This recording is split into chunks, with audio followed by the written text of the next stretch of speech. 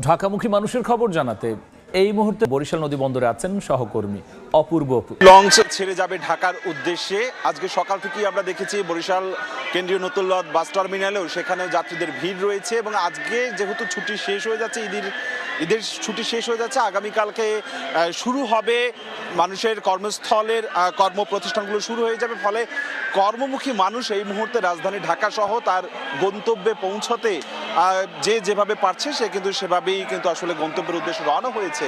এই মুহূর্তে আছি বরিশাল নদী বন্দরে আমি রয়েছি। আজকে সাধারণত বরিশাল থেকে এখন পদ্মা সেতু হবার পর 2 থেকে 3টি লঞ্চ ছাড়ে, তবে ঈদের বিশেষ সার্ভিস এই মুহূর্তে চলছে, সেই কারণে প্রতিদিন 8 থেকে 12টি লঞ্চ কম বেশি ছেড়ে যায়।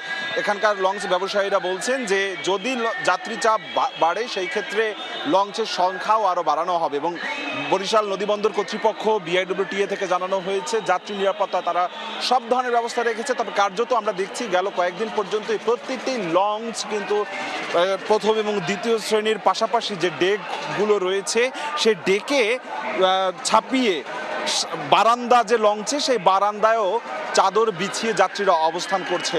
প্রথম এবং দ্বিতীয় শ্রেণীর কোনো টিকিট খালি নেই, এগুলো অনেক আগেই বিক্রি হয়ে গিয়েছে। অর্থাৎ প্রথম শ্রেণী বলতে কেবিনের টিকিট এবং দ্বিতীয় শ্রেণী বলতে লঞ্চের যে সোফাগুলো রয়েছে সেগুলো বিক্রি হয়ে গেছে। এখন সাধারণ তৃতীয় শ্রেণীর যে সিটগুলো রয়েছে অর্থাৎ ডেকে যে সিটগুলো রয়েছে সেইগুলোতে যাত্রীরা এসে চাদর বিছিয়ে যে যাবার মতো যেভাবে পারছে যাবার জন্য প্রস্তুতি নিচ্ছে।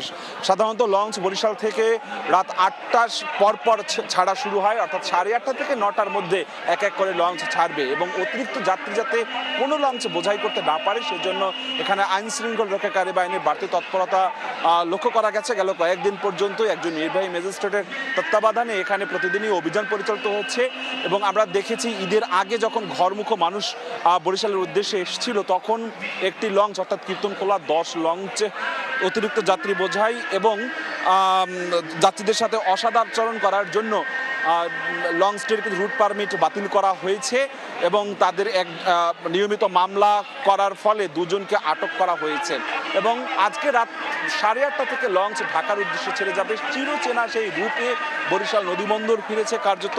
আমরা দেখেছি যে পদ্মা সেতু চালু হবার পর সাধারণত দক্ষিণাঞ্চলের মানুষ যাতায়াতের তাদের ধরনটা এখন সড়ক পথকেই বেছে নিয়েছে।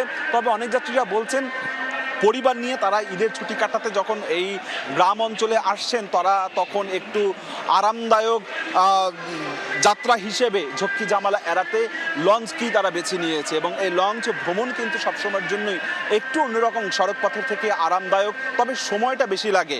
সড়ক পথে যেমনি 3.5 থেকে বা 4 ঘন্টা বা 4.5 ঘন্টার মধ্যেই ঢাকা বরিশালে পৌঁছানো যায়, তবে লঞ্চের ক্ষেত্রে রাত 9টায় যে লঞ্চটি ছাড়ে সেটি আগামীকালকে আজকে রাতে যে লঞ্চটি 9টায় ছাড়বে সেটি আগামীকালকে সকাল 5টা বা 6টার দিকে গিয়ে ঢাকায় সদরঘাটে গিয়ে পৌঁছায়।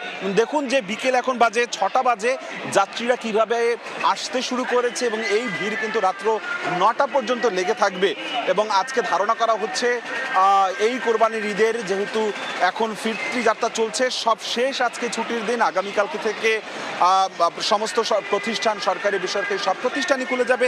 সেই জায়গা থেকে আজকে শেষ দিন ছুটি কাটিয়ে পরিবার পরিজনের সাথে এবারের এই ঈদ যাত্রা বরিশাল নদীর পথের মানুষরা বলছে যে তারা স্বস্তিতেই তারা আজকে এখন ঈদ যাত্রা ফিরতি যাত্রা তারা করছে এবং আগামীকালকে যেহেতু প্রতিষ্ঠান তাদের কর্মপ্রতিষ্ঠান চালু হবে শেষ যাত্রাটা তারা সুন্দরভাবে নির্বিঘ্নে করতে পারবে বলে প্রত্যাশা করছে। তো বরিশাল নদীবন্দর থেকে সবশেষ বিকেল 6টা পর্যন্ত আমার কাছে এতটুকুই খবর ছিল।